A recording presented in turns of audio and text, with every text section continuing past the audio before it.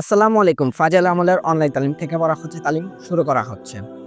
হেকাতে সাহাবা থেকে পড়া হচ্ছে, তাওরাত শব্দের উপর যদি আয়াত শেষ হয় তবে এইরূপ তর্জমা হইবে যাহার উপর করা হইয়াছে, আর আয়াতের পার্থক্যের কারণে অর্থেরও পার্থক্য হইয়া যাইবে, যাহা তফসির কিতাবসমূহ হইতে বোঝা যাইতে পারে। উক্ত সূরায় অপর এক জায়গায় এরশাদ হইয়াছে, নিশ্চয়ই আল্লাহ তাআলা ওই সকল মুসলমানদের প্রতি সন্তুষ্ট হইয়াছেন যাহারা আপনার সফর সঙ্গী যখন তাহারা আপনার সহিত গাছের নিচে অঙ্গীকার করিতেছিল এবং তাহাদের অন্তরে যাহা কিছু এখলাস ও মজবুতি ছিল উহাও আল্লাহ তাআলা জানা ছিল, আর আল্লাহ তাআলা তাহাদের অন্তরের প্রশান্তি সৃষ্টি করিয়া দিয়াছিলেন এবং তাহাদেরকে একটি নিকটবর্তী বিজয় দান করিয়াছিলেন। ইহা দ্বারা খাইবরের বিজয়কে বোঝানো হইয়াছে, যাহা উহার একেবারে নিকটবর্তী সময় হইয়াছে, আর প্রচুর গনিমত দান করিয়াছেন।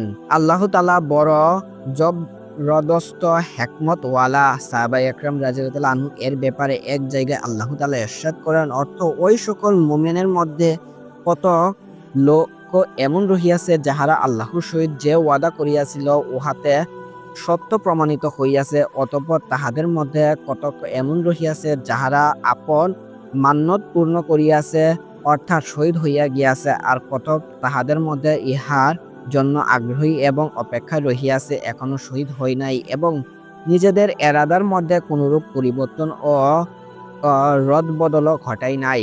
এক জায়গায় আল্লাহ তাআলা ইরশাদ করিয়াছেন, অর্থ যে সমস্ত মুজাহিদ এবং আনসারগণ ঈমান আনয়ন ক্ষেত্রে সকল উম্মত হইতে অগ্রবর্তী, আর যে সকল লোক ইখলাসের সহিত তাহাদের অনুগামী হইয়াছে, আল্লাহ তাআলা তাহাদের সকলের প্রতি সন্তুষ্ট হইয়াছেন, আর তাহারা সকলে আল্লাহর প্রতি সন্তুষ্ট হইয়াছে, আর আল্লাহ তাআলা তাহাদের জন্য এমন বাগানসমূহ তৈয়ার করিয়া রাখিয়াছেন যেগুলি তলদেশ দিয়া নহর যেগুলির তলদেশ দিয়া নহর প্রবাহিত হইবে, যাহাতে তাহারা চিরকাল থাকিবে এবং ইহা বড় কামিয়াবি।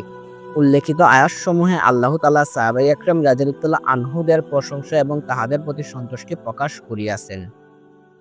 অনুরূপভাবে বিভিন্ন হাদিসে অত্যাধিক পরিমাণে তাহাদের গুণাবলী বর্ণিত হইয়াছে। হুজুর সাল্লাল্লাহু আলাইহি ওয়াসাল্লাম ইরশাদ ফরমাইছেন, আমার পর আবু বকর রাদিয়াল্লাহু আনহু ও উমর রাদিয়াল্লাহু আনহু এর অনুসরণ করিয়া এক হাদিসে ইরশাদ হইয়াছে, আমার সাহাবীগণ তারকার নেই, তোমরা যাহারাই অনুসরণ করিবে হেদায়েত প্রাপ্ত হইবে। উল্লেখিত হাদিসের সম্পর্কে মুহাদ্দিসগণের আপত্তি রহিয়াছে, এই জন্যই কাজী ইয়াস রাহমাতুল্লাহ আলাইহি উক্ত হাদিস বর্ণনা করিয়াছেন বলিয়া তাহার উপর প্রশ্ন তোলা হইয়াছে। তবে মোল্লা আলী কারি রহমতুল্লাহ আলাইহি বলিয়াছেন, হইতে পারে একাধিক সনদের মাধ্যমে বর্ণিত হওয়ার কারণে উক্ত হাদিস তাহার নিকট নির্ভরযোগ্য অবস্থা অথবা ফজিলত ও মর্যাদা সম্পর্কিত হওয়ার কারণে তিনি উল্লেখিত করিয়াছেন, কেননা ফজিলত সম্পর্কিত হাদিস সামান্য দুর্বল সত্ত্বেও উল্লেখ করা হইয়া থাকে।